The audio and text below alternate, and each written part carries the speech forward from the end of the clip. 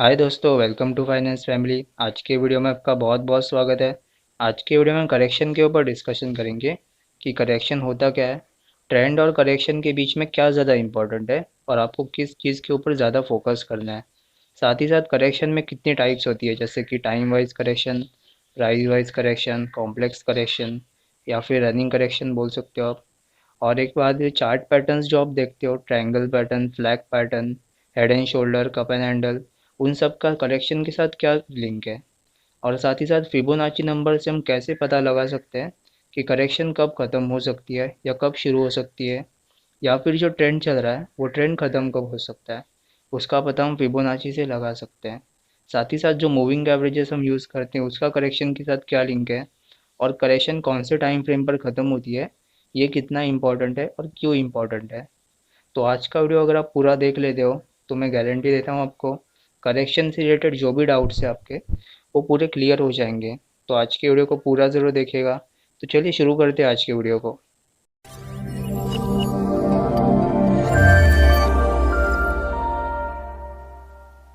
तो चलिए सबसे पहले जान लेते हैं कि करेक्शन होता क्या है।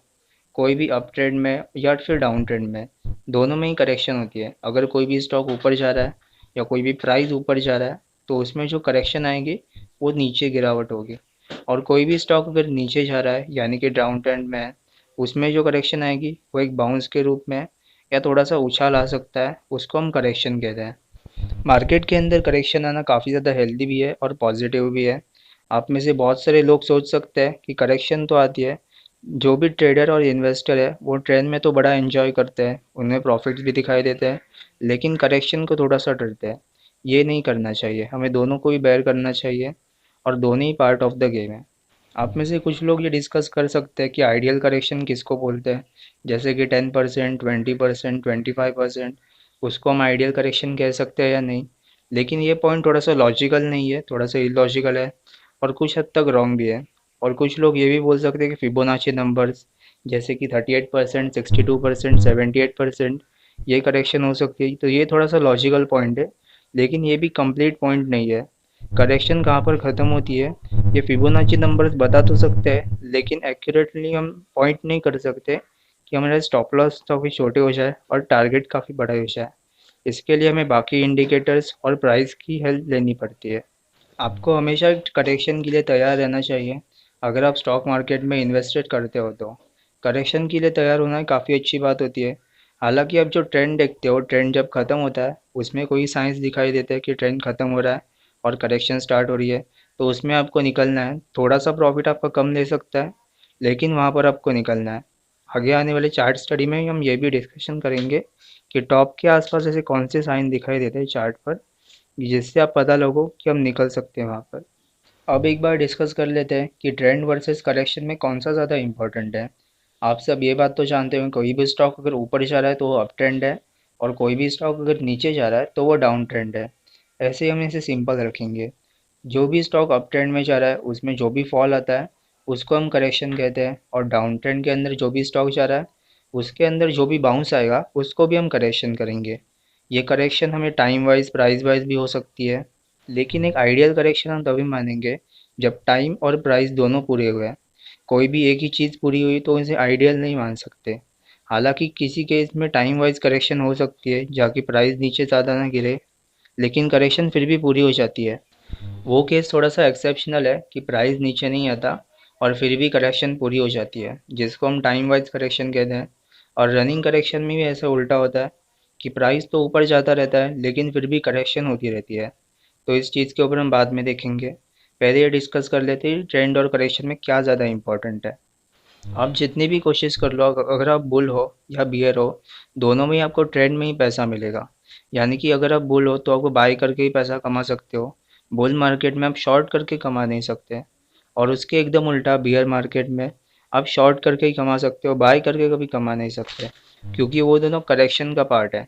हमें पैसा हमेशा या प्रॉफिट ट्रेंड में ही मिलेगा, कभी भी करेक्शन में नहीं मिल सकता। तो इस बात को आप ध्यान जरूर रखिएगा। तो चलिए एक बार जान लेते हैं कि ट्रेंड और करेक्शन में इम्पोर्टेंट क्या है। तो जैसा कि आप जानते हो, एक ट्रेंड के बाद करेक्शन तो आता ही है। तो ट्रेंड कहाँ पर ख़त्म होगा ये आइडेंटिफाई करना काफ़ी मुश्किल है, लेकिन करेक्शन कहाँ पर ख़त्म होगी ये आइडेंटिफाई करना काफ़ी आसान है। इस टॉपिक के ऊपर हम आज के वीडियो में जानेंगे, तो इस वीडियो को पूरा ज़रूर देखिएगा।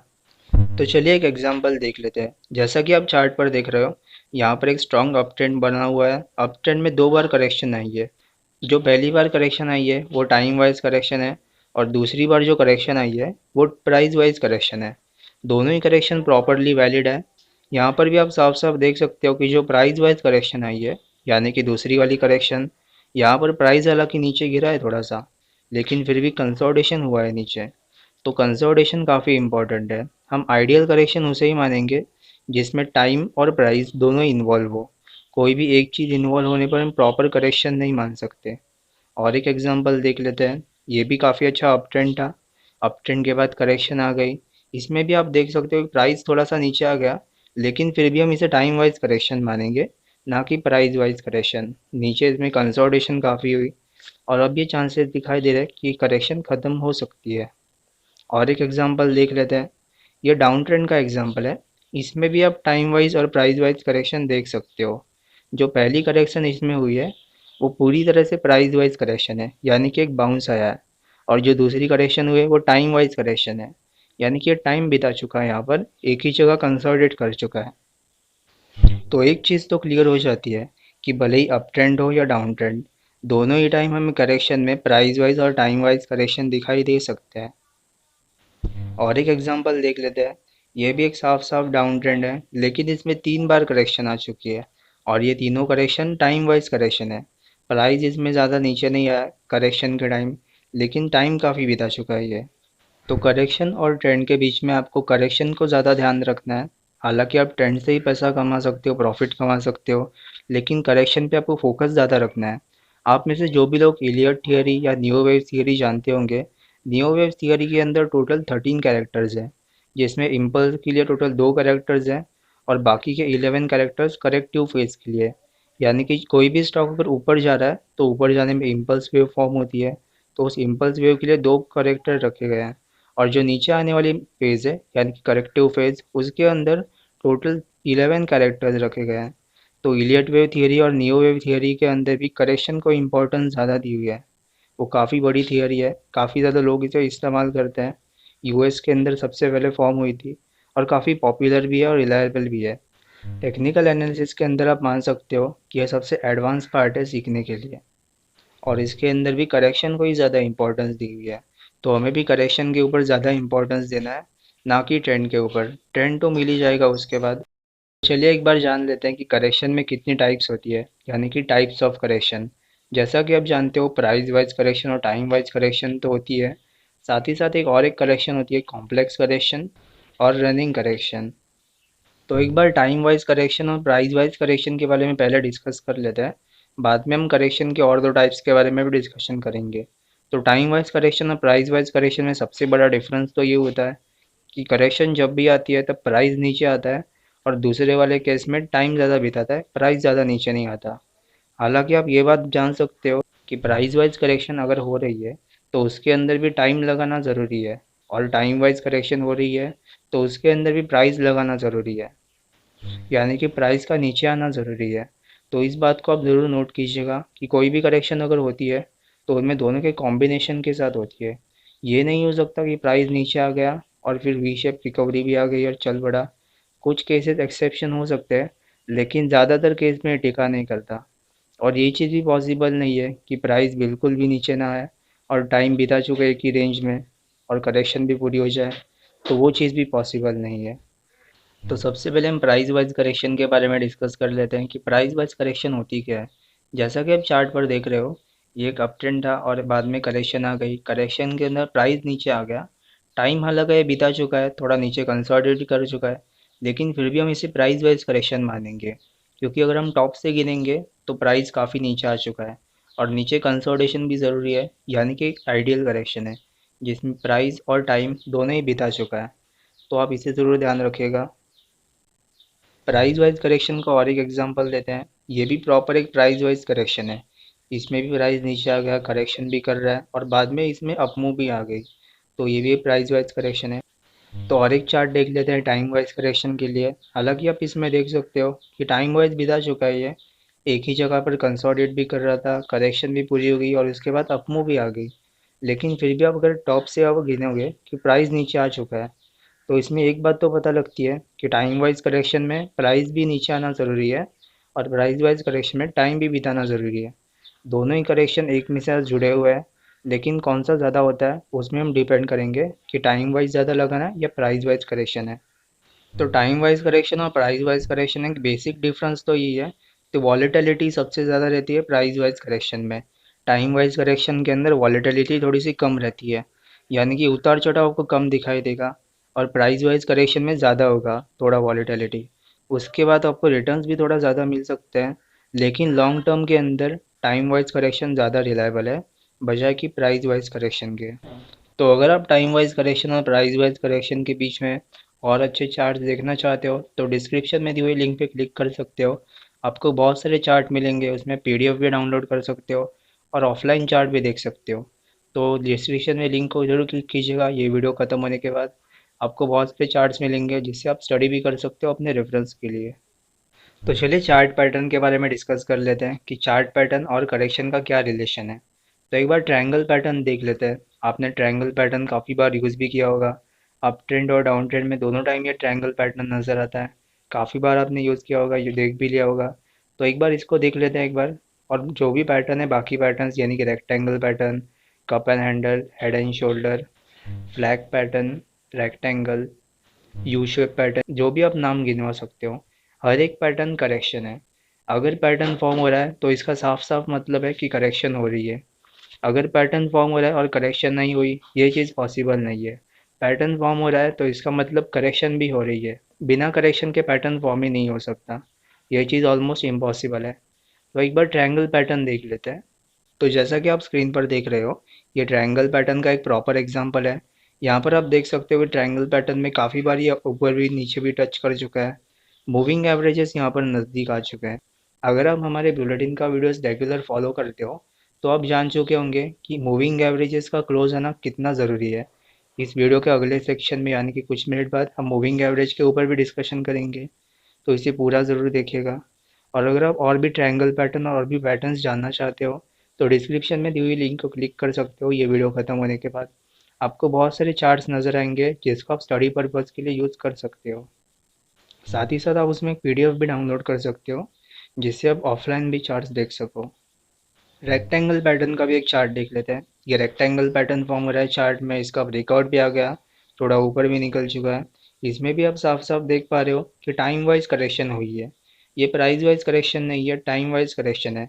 हालांकि अगर आप हाई और लो गिनोगे तो प्राइस नीचे आया है, लेकिन फिर भी हम टाइम वाइज करेक्शन मानेंगे क्योंकि टाइम बीता चुका है ज़्यादा और प्राइस कम बीता चुका है।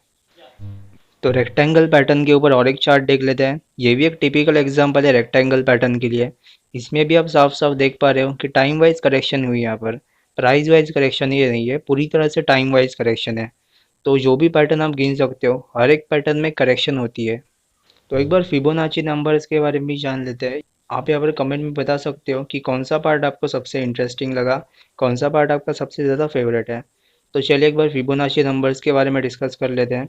फिबोनाची नंबर्स के अलावा आप जान सकते हो थोड़ा सा कि अगर आप कोई भी पिछले दो फैक्टर्स को ऐड कर लेते हो तो फिबोनाची नंबर बन जाता है।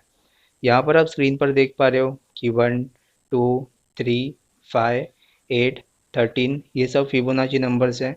और इसका आप जब चाहो तब कंटिन्यू कर सकते हो, जहाँ तक चाहो वहाँ तक आप इसे कंटिन्यू कर सकते हो। तो फिबोनाची नंबर्स आपको सिर्फ स्टॉक मार्केट या प्राइजेस के अंदर दिखाई नहीं देगा, आपको हर एक चीज़ के अंदर दिखाई देगा। हमारे हाथ का साइज़ कितना होगा, उंगलियों का साइज़ कितना होगा, बॉडी स्ट्रक्चर कैसे होगा, उसमें भी फिबोनाची नंबर्स इंक्लूडेड है। स्पेस के अंदर भी फिबोनाची नंबर्स इंक्लूडेड है। नेचर में ऑलमोस्ट हर एक चीज़ के ऊपर फिबोनाची नंबर्स एप्लीकेबल होते हैं। जहाँ तक कि पेड़ का जो ग्रोथ होता है, यानी कि कितने ब्रांचेस इस एक पेड़ को हो सकते हैं, कौन से हाइट के ऊपर, इसके ऊपर भी फिबोनाची नंबर्स बेस है।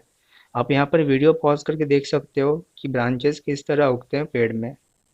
तो एक बार जान लेते हैं कि फिबोनाची नंबर में स्टॉक मार्केट में आप कैसे अप्लाई कर सकते हो। तो चार्ट के ऊपर चल पड़ते हैं। तो जैसे कि आप चार्ट पर देख रहे हो, यहाँ पर एक अपमूव आई थी और करेक्शन भी आ गई। ये करेक्शन किस जगह पर ख़त्म होगी, उसमें हम फिबोनाची नंबर्स का इस्तेमाल कर सकते हैं।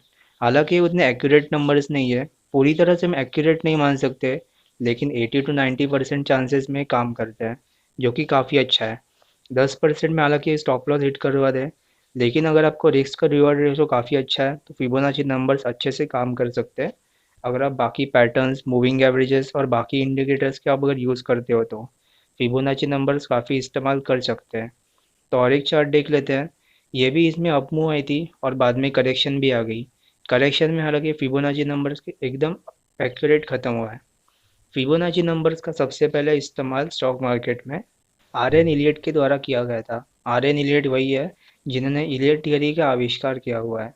तो इलियट थियरी और नियो वेव्स थियरी काफ़ी इंपॉर्टेंट है। और जैसे ही उनकी डेथ हो गई, आर एन इलियट की अनफॉर्चुनेटली डेथ हो गई, तब नियो वेव्स की थियरी ग्लेन नीली ने निकाली थी, जो कि उनके स्टूडेंट है। तो ये काफ़ी पॉजिटिव बात है। इलियट वेव्स थियरी काफ़ी कुछ डाउ थियरी के ऊपर बेस है। डाउ थियरी में साफ साफ बताया गया है सबसे पहले कि अगर आप कोई भी अप ट्रेंड देखते हो तो उसके अंदर हाइयर हाई और हाइयर लोज बनते हैं। यानी कि जो हाई लगेगा वो प्रीवियस हाई को काटेगा और उसके थोड़ा ऊपर जाके ब्रेकआउट भी देगा, और जो लो लगेगा वो प्रीवियस लो को नहीं काटेगा, यानी कि हाइयर हाई और हाइयर लोज। और डाउन ट्रेंड में इसका साफ उल्टा, डाउन ट्रेंड के अंदर लोअर लोज और लोअर हाइज बनते हैं। यानी कि जो लो लगेगा वो प्रीवियस लो को काटेगा, लेकिन जो बाउंस आएगा करेक्शन के रूप में वो अपने प्रीवियस हाई को काट नहीं पाएगा। तो उसको सिंपली हम बोल सकते हैं हाइयर हाइज और हाइयर लोज, और डाउन ट्रेंड के अंदर लोअर लोज और लोअर हाइज। लेकिन डाउ थियरी के अंदर एक प्रॉब्लम थी। कोई भी अगर करेक्शन आती है तो अगर वो 99% तक रिट्रेस हो जाती है मान लेते हैं, तो फिर भी हम उसे करेक्शन मानेंगे, उसको कोई ट्रेंड रिवर्सल नहीं मान सकते।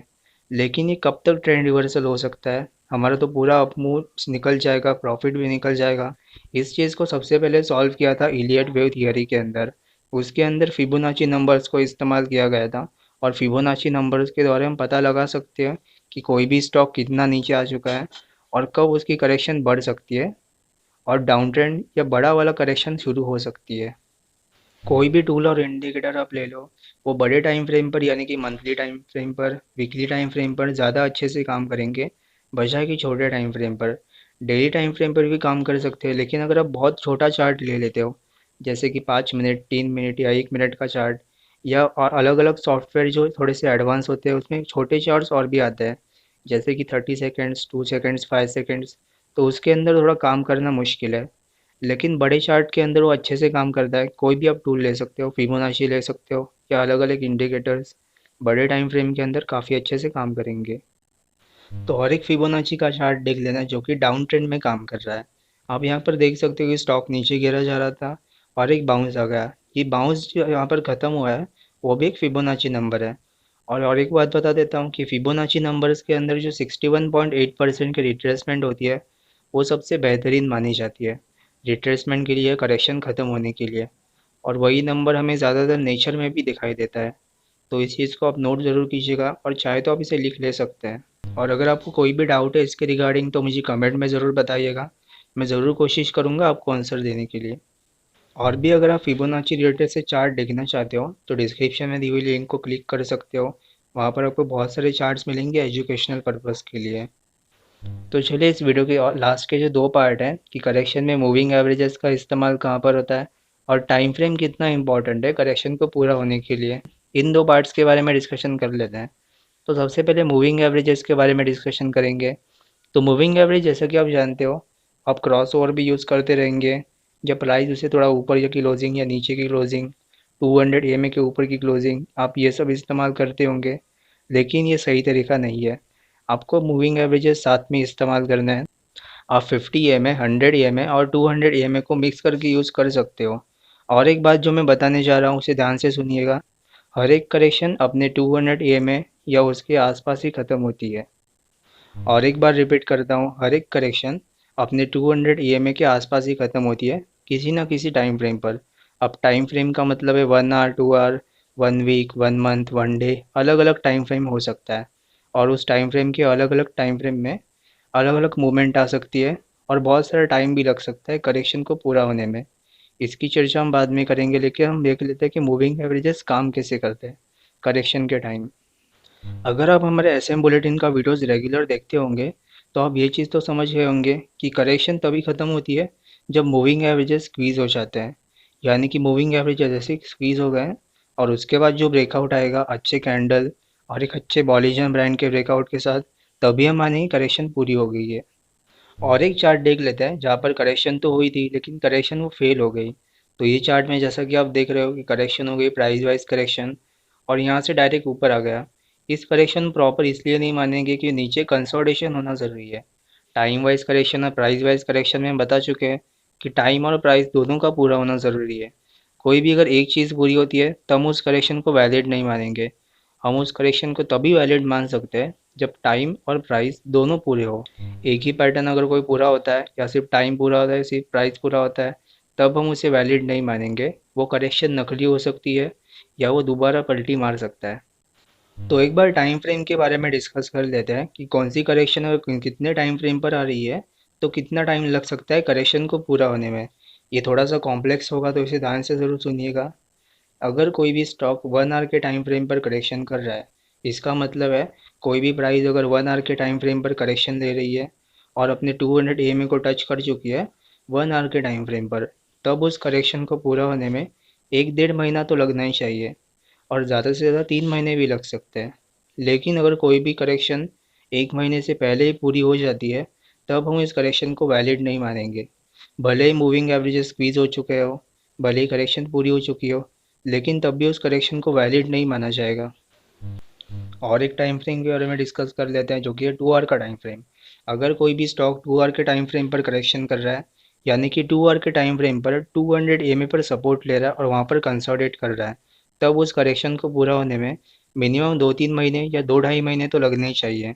कोई भी करेक्शन अगर 2 महीने से पहले पूरी हो जाती है, तब हम इस करेक्शन को वैलिड नहीं मानेंगे। आपको इस चीज़ में स्टॉप लॉस काफ़ी छोटा रहेगा, यानी कि मूविंग एवरेजेस जब स्क्वीज हो जाते हैं और उसके बाद ब्रेकआउट आ जाता है, तब ब्रेकआउट में आपका स्टॉप लॉस काफ़ी छोटा रहेगा, यानी कि 200 EMA या जो भी लो आसपास तैयार हुआ है। 3 आवर के टाइम फ्रेम के ऊपर डिस्कस कर लेते हैं। कोई भी स्टॉक अगर 3 आवर के टाइम फ्रेम पर करेक्शन पूरी कर रहा है तो उसे मिनिमम 3 से 3.5 महीने तो लगने ही चाहिए। मैक्सिमम अगर ज़्यादा महीने लग जाते हैं, मान लेते हैं कि 6-7 महीने लग जाते हैं या फिर 10 महीने लग जाते हैं, तो इसका मतलब है अगले टाइम फ्रेम पर करेक्शन पूरी कर रहा है। वो उस टाइम फ्रेम की करेक्शन नहीं है, आपको अगले टाइम फ्रेम पर गिनना है उसकी करेक्शन। 4 आवर के टाइम फ्रेम के बारे में डिस्कस कर लेते हैं। 4 आवर के टाइम फ्रेम पर कोई भी करेक्शन पूरी होती है तब मिनिमम 4-5 महीने तो लगने चाहिए करेक्शन को पूरी होने में। ये जो मैं करेक्शन के पूरे होने टाइम बता रहा हूँ, ये सिर्फ इंडिया में वैलिड है। अगर आप बिटकॉइन का चार्ट देखते हो या फिर कमोडिटी का चार्ट देखते हो तो उसके अंदर थोड़ी सी प्रॉब्लम आपको आ सकती है। जैसे कि मान लेते हैं कि कमोडिटी मार्केट तो सुबह 9 बजे खुलेगा और रात के 11:30 बजे तक चलता ही रहेगा, तो टाइम काफ़ी ज़्यादा बिता चुका है ये। लेकिन अगर हम स्टॉक मार्केट की बात करें तो वो सुबह 9:15 बजे खुलेगा और 3:30 बजे तक, यानी कि रफली 6-6.5 घंटा। अगर कोई भी इंडेक्स या कोई भी स्टॉक मार्केट इसी टाइम फ्रेम पर काम करता है तब उसमें भी एक टाइम फ्रेम आप अप्लाई कर सकते हो, लेकिन कमोडिटी या बिटकॉइन के ऊपर आप अप्लाई नहीं कर सकते। उसमें भी हालांकि आप मूविंग एवरेजेस का स्क्वीज होना अप्लाई कर सकते हो, लेकिन कौन से टाइम फ्रेम पर करेक्शन पूरी होगी और कितना टाइम लगेगा ये अप्लाई करना थोड़ा सा मुश्किल है। तो आप में से कोई बिटकॉइन में ट्रेड करता है तो मुझे कमेंट में ज़रूर बताइएगा। और ये भी जान लीजिए कि अगर आप इथेरम का एक बार चार्ट देख लेते हैं, ये काफ़ी इंपॉर्टेंट है, इसलिए कि मैं बिटकॉइन के बारे में थोड़ा सा डिस्कस कर लेता हूँ। इथेरम के चार्ट में आप क्लियरली देख सकते हो, ये इथेरम का 1 डे का चार्ट है। इसमें अंदर भी मूविंग एवरेज स्क्वीज हो चुकी है, ब्रेकआउट भी आ गया और उसके बाद अपमूव आ गई। तो यहाँ पर भी प्रिंसिपल्स तो काम कर रहा है, लेकिन टाइम फ्रेम डिसाइड करना काफ़ी मुश्किल है, यानी कि 1 डे के टाइम फ्रेम पर कितना टाइम लगेगा करेक्शन को पूरा होने के लिए, ये पता लगाना काफ़ी मुश्किल है। 1 डे का चार्ट डिस्कस कर लेते हैं। अगर कोई भी प्राइस 1 डे के टाइम फ्रेम पर करेक्शन पूरी कर रहा है तब उस करेक्शन को पूरी होने में मिनिमम 6-8 महीने लगनी चाहिए। कोई भी करेक्शन 6 महीने से पहले पूरी होती है तब हम उसे वैलिड नहीं मानेंगे, और मैक्सिमम ये 1.5 साल भी लगा सकता है करेक्शन को पूरी होने में। जैसा कि हम बात कर चुके हैं टाइम वाइज और प्राइस वाइज करेक्शन के कंपैरिजन में, कि अगर प्राइस नीचे नहीं आया तो टाइम ज़्यादा लगेगा करेक्शन को पूरी होने में। तो ये भी पॉसिबल है कि 1 डे के टाइम फ्रेम पर प्राइस नीचे ना आए और बहुत ज़्यादा टाइम लगा ले, तो ये 1-1.5 साल लगा सकता है करेक्शन को पूरी होने में 1 डे के टाइम फ्रेम पर। 1 वीक के चार्ट के बारे में डिस्कस कर लेते हैं। 1 वीक का चार्ट काफ़ी इंपॉर्टेंट है। अगर कोई भी स्टॉक 1 वीक के टाइम फ्रेम पर करेक्शन पूरी कर रहा है, 2 से 3 साल लगने चाहिए करेक्शन को पूरी करने में। कोई भी स्टॉक अगर 2 से 3 साल के पहले ही करेक्शन पूरी कर रहा है मान लेते कि 1.5 साल में करेक्शन पूरी कर रहा है और 1 वीक पे कंसोलिडेट कर रहा है, तब हम उस करेक्शन को वैलिड नहीं मान सकते। ये भी पॉसिबल है कि वापस वो रिटर्न आ जाए कंसोलिडेट करने या टाइम को पूरा करने। 1 मंथ का टाइम फ्रेम डिस्कस कर लेते हैं, जो कि सबसे बड़ा टाइम फ्रेम है और सबसे इम्पोर्टेंट है। 1 मंथ के टाइम फ्रेम पर कोई भी करेक्शन अगर पूरा कर रहा है, तब उस करेक्शन को पूरा होने में मिनिमम 10 से 12 साल लग सकते हैं। कोई भी स्टॉक अगर 10 साल से कम करेक्शन हो रहा है, तब हम उसे वैलिड मानेंगे या नहीं मानेंगे उसके ऊपर डिपेंड करता है। 1 मंथ का टाइम फ्रेम काफ़ी कॉम्प्लिकेटेड है बाकियों के थ्रू। उसमें 200 EMA पर सपोर्ट लेना ज़रूरी नहीं है, 100 EMA पर भी चल जाएगा, लेकिन मैक्सिमम वो 18 साल भी लगा सकता है करेक्शन को पूरा होने में। लेकिन 18 साल की करेक्शन आपको बहुत कम दिखाई देती है। करेक्शन बड़ी तब होती है जब उसके पहले बुल मार्केट बड़ी हो, और उसके पहले अगर 2-3 साल का अप ट्रेंड है तो उसके बाद आपको 18 साल की करेक्शन दिखाई कभी नहीं देगी। और फिर भी आपको 18 साल की करेक्शन दिखाई दे रही है, तो इट मीन स्टॉक में कोई तो प्रॉब्लम है। यू शेप पैटर्न अगर आप लॉन्ग टर्म में देखते हो तो उसमें आप देख सकते हो करेक्शन काफ़ी हो सकती है। यू शेप पैटर्न में एक बार डीएलएफ का चार्ट डिस्कस कर लेते हैं एजुकेशनल पर्पज़ के लिए। इसमें आप देख सकते हो कि 2008 में करेक्शन स्टार्ट हो गई, करेक्शन में काफ़ी नीचे आ गया और अभी ये चांसेस दे रहा है कि ये ऊपर जा सकता है। लेकिन टोटल इसने 13 साल की करेक्शन पूरी की है, जो कि काफ़ी बड़ी करेक्शन है अगर हम बाकी टाइम फ्रेम पे से कंपेयर करें तो ये काफ़ी इंटरेस्टिंग है। बाकी रियल एस्टेट कंपनी के चार्ट देखोगे जैसे कि सोभा लिमिटेड, इंजीनियर्स इंडिया, एनसीसी, तो उनमें भी इतनी बड़ी करेक्शन थी। रियल एस्टेट की अगर बात करें तो 2013 में करेक्शन स्टार्ट हो गई पूरे इंडिया में। इंडिया के जितने भी सिटीज़ थे उनमें काफ़ी नेगेटिव रिटर्न्स मिलने लगे रियल एस्टेट सेक्टर में, सिवाय एक बेंगलोर को छोड़ के। अब बेंगलोर एक्सेप्शनल इसलिए है क्योंकि वह स्टार्टअप हब है, लेकिन बाकी सिटीज़ की अगर बात करें तो उनमें करेक्शन काफ़ी बड़ी चल रही है। तो ये था करेक्शन कब पूरी होगी इसके टाइम फ्रेम के रिलेटेड। टाइम फ्रेम थोड़ा सा ऊपर नीचे हो सकता है, लेकिन ज़्यादातर केसेस में टाइम फ्रेम यही फिक्स होगा। और यहाँ पर आप देख सकते हो चार्ट में, खुद जाकर चार्ट में देख सकते हो कि टाइम फ्रेम कैसे चेंज होता है अगर करेक्शन थोड़ी सी बढ़ती है या करेक्शन कम होती है। तब आप टाइम फ्रेम पर नोटिस कीजिए, खुद जाकर चार्ट देखिए।